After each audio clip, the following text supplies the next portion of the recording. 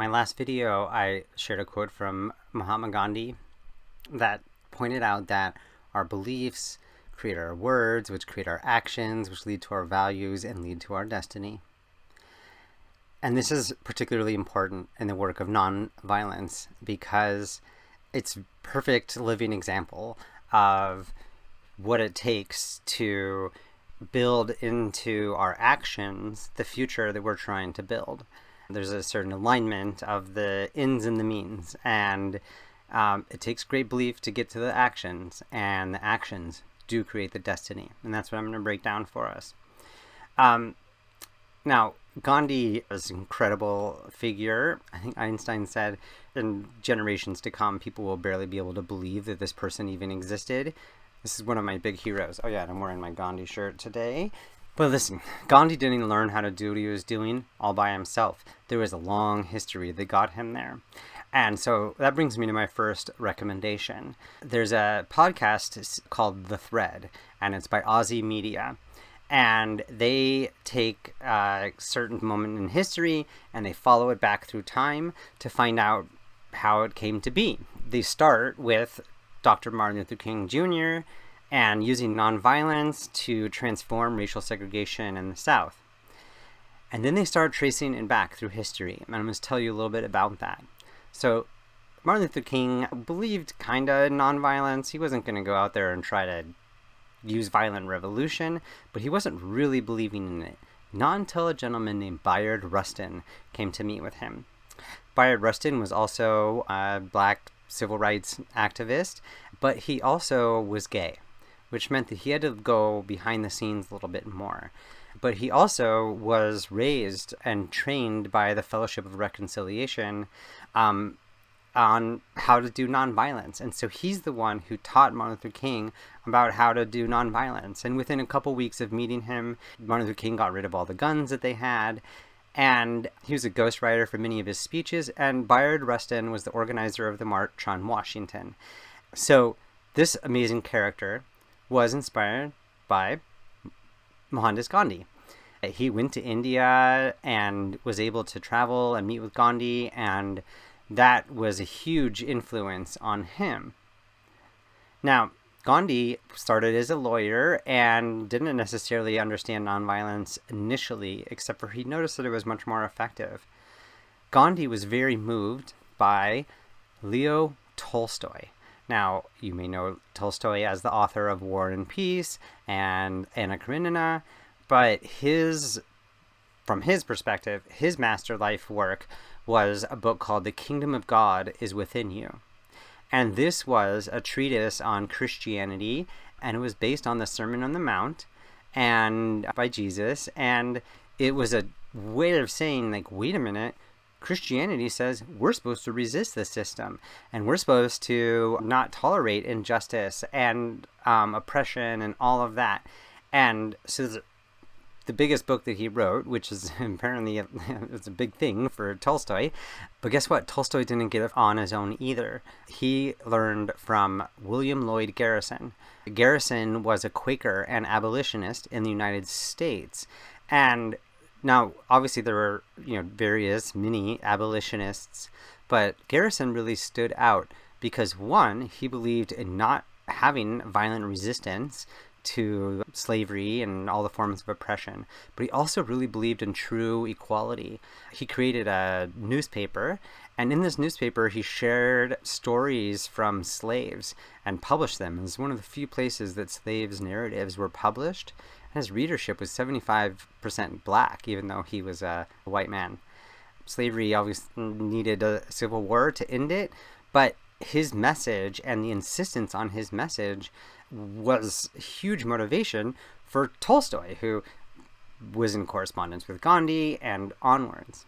Now, he wasn't able to do what he did, except for the help by an African-American businessman named James Fortin. James Fortin was a free man in Philadelphia and was really psyched about the United States and fought in the Revolutionary War and was captured on a ship by the British. The captain of the British ship had a young son with him, and Fortin was only 14 years old at the time, or 13, we don't really know. And they played with his son, and they created a wonderful friendship. The captain was inspired then to not sell him into slavery in what was called the West Indies at the time. And he's the one with his money that made this newspaper come into existence, which again inspired Tolstoy and onwards and get us to nonviolence of today. Now, hearing this story, I noticed that there's something a little deeper here. How was it that the Quakers became so anti-war, became like one of the few anti-war churches? And so digging back a little more, we can go and find a Quaker friend named George Fox, who in 1651 made some testimony speaking out for peace and against war. And his thinking was that Christianity needed to be a practice, not a dogma or some ideological system that explained how things were supposed to be. And he really believed that it was contrary to the spirit of Christ to use war and violence to deal with the problems in the world. And that, of course, was similar to what Tolstoy came to. And so that prompted me to go look at Jesus' Sermon on the Mount, specifically the Beatitudes, which aren't just from Jesus. Those come from the Hebrew Bible or the Old Testament. And it lifts up the people who mourn will be comforted. The people who are meek will inherit the earth. Those who hunger and thirst after righteousness will be filled. The merciful will be shown mercy. The pure of heart will see God. The peacemakers, those who are persecuted because of their righteousness. And blessed are you when people insult you or persecute you or falsely say evil things against you. Now, all of those are qualities of a nonviolent practitioner.